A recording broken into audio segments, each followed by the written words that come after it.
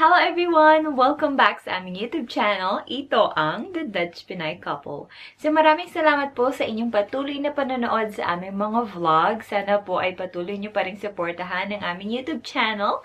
At para sa video na ito, i-share ko sa inyo yung mga common questions or frequently asked questions about the Civic Integration Examination Abroad or yung tinatawag na Basis Examen in Burgering. Ayan. Marami po kasi yung mga nag-iwan ng kanilang questions sa aming Facebook page, The Dutch Pinay Couple, at sa comment section pati ng video. May kinalaman doon sa 5 tips na binigay ko kapag kayo ay nagsa-self-study for your Civic Integration Examination. Ayan. So, ito na po yung video. Huwag na tayo magpatumpik-tumpik pa. If you're interested, please hit like, mag-subscribe ka na rin, at i-click mo na rin yung bell button para ma-notify ka sa susunod naming adventure.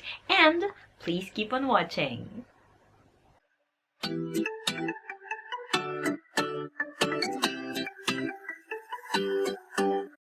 So, bago po natin sagutin yung mga common questions or yung mga frequently asked questions, ano ba ang Civic Integration Examination Abroad? So, kung ang isa ay nagbabalak na tumira sa Netherlands kasama yung kanilang partner, kailangan niyang kumuha ng temporary residence permit. At para makakuha ng permit na ito, kailangang maipasa muna yung Basic Civic Integration Examination Abroad. So, ngayon, alam na natin kung ano ang exam na ito at kung para saan ito. Sagutin naman natin yung mga tanong ninyo.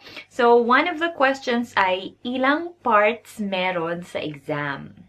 So, yung exam po ay mayroong 3 parts. Ayan. So, merong speaking proficiency, merong reading proficiency, at meron ding knowledge of the Dutch society. Next question po ay, saan makakakuha ng study materials para sa exam?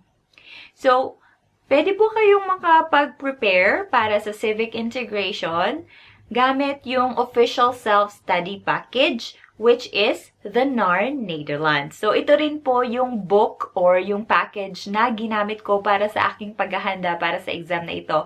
Kung hindi nyo pa napanood, ayan, yan po yung link at yan po yung tips para sa mga nagsa-self-study para sa exam na ito.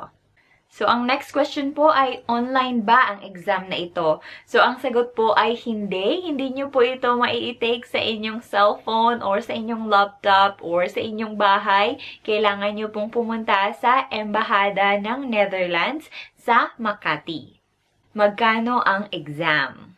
So, yung exam po, lahat-lahat ng parts, yung 3 parts ay 150 euros. Pero kung hindi nyo po matatake lahat ng parts, pwede rin po ang speaking proficiency ay 60 euros, ang reading proficiency ay 50 euros, and the knowledge of Dutch society ay 40 euros. Next question po natin ay ilang items o ilang items meron sa exam. So, for the speaking part po ay merong 22 items. Yung 1 to 10 ay answering questions. And then, yung 11 to 22 po ay yung sentence completion. For the reading naman, mayroong 42 items. Yung numbers 1 to 30 ay spelling. And then, yun pong 31 to 42 ay comprehensive reading. At para naman sa KNS or the Knowledge for Dutch Society, meron po itong 30 items. Ilang oras ang exam? For the speaking po, meron kayong 30 minutes. For the reading, meron kayong 35 minutes. And for the KNS ay meron kayong 30 minutes. So, pwede bang isa-isa lang ang i-take sa exam? Yes po, pwedeng isa-isa lang. Kung hindi pa po kayo confident dun sa speaking, pwede nyo siyang i-take later and i-take nyo muna yung reading and yung KNS. Pwede po yun. Kailangan bang complete sentence ang sagot sa speaking part? Hindi po kailangan na complete sentence ang sagot. So, yung mga kasabayan ko ay 1 or 2 words lang yung sinagot nila, kagaya ko. At yeah, Kasi kapag po pinahaba nyo or kinumpleto nyo yung sagot nyo dito sa mga tanong na ito, mayroong chance na magkamali kayo sa grammar and mayroon ding chance na maging mali yung pinakasagot nyo. For example, ang tanong lang is, ano ang iyong pangalan? What is unam? And pwede mo namang sagutin lang siya na Jobel. Ayan. So, hindi naman kailangan na kumpletuhin mo yung sentence. Pero, kung talagang confident ka na, why not? Gaano katagal bago matanggap ang result? So, ang result po ay nagva-vary from 1 week to 8 weeks. Yung sa akin po ay na-receive ko in the 6th week. And meron namang iba na nare-receive nila ng mas maaga. And meron din naman po na nare-receive nila yung kanilang resulta ng mas matagal. May expiration ba ang result ng exam? Opo, may expiration po ito. Ang validity po ng result ng exam ay 1 year lang. Kung ang isa sa tatlo ay hindi naipasa, may expire ba yung dalawang exams? So, hindi po may expire yung dalawang exams hanggat hindi mo naiipasa yung nag-iisang exam na naiwan mo. So, kung halimbawa ay hindi ka nakapasa sa speaking, pero nakapasa ka sa reading and KNS, hindi po may expire ang mga result nito. Pero kung maipasa mo na po silang lahat, yung magiging validity ng exam ay according doon sa last exam na naipasa mo. Kung hindi naipasa ang isang part, magbabayad ba ulit? So, kung itinake mo po yung tatlong parts ng sabay-sabay at merong isa na hindi ka naipasa, opo, magbabayad po ulit. Kailangan bang matutong mag-Dutch kung gustong pumunta ng Netherlands? Ayan, so ito po ay depende sa visa na kukuhanin mo. Kung halimbawa na gusto mo lang mag-apply for tourist or ngayon na pandemic ay hindi pa po pinapayagan ang mga tourist na makapasok sa Netherlands. Pero yung LDR visa po ay merong chance na makapasok. So kung ang inyo pong ina-applyan ay yung LDR visa, hindi nyo po kailangan na matuto ng Dutch kasi ito po ay short-term visa.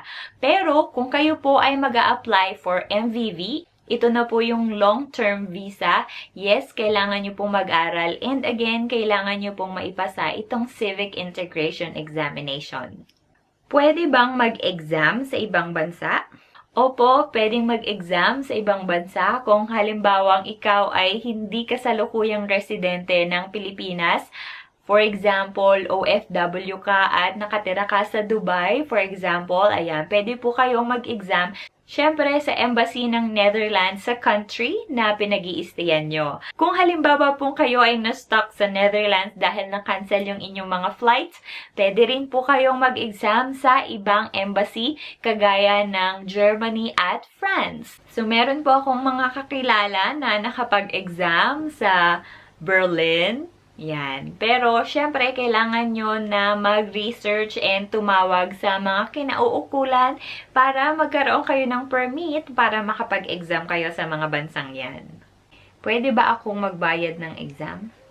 Yes po, kung halimbawa na walang available na Dutch account or halimbawa na ayaw nyong pagbayadin yung inyong partner, yung inyong asawa, yung inyong boyfriend sa exam na ito, pwede po. Kailangan nyong magbayad via bank transfer. At para magawa ito, mayroon po kayong marireceive na email. So, syempre ito po ay nasa application for the exam. Kailangan nyo po nasundin yung mga procedure doon. Hindi ko po alam kung paano. Please, wag nyo po akong tatanungin kung paano magbayad. Kasi hindi ko po alam dahil yung ginamit po namin is yung Ideal. Ideal po kung mayroong Dutch bank account. So, syempre, meron po kaming mag-asawa na Dutch bank account. Ayan. So, ayun lamang po yung mga questions para sa video na ito. Kung meron ba kayong questions, please don't hesitate to leave a comment. At itatry po natin na sagutin yan sa susunod nating mga videos. So maraming salamat po sa inyong panonood. Sana po ay natulungan kayo ng video na ito. Please hit like, mag-subscribe ka na rin kung hindi pa, and click the bell button so you'll get notified on our next adventure. And please don't forget to share love always. Bye!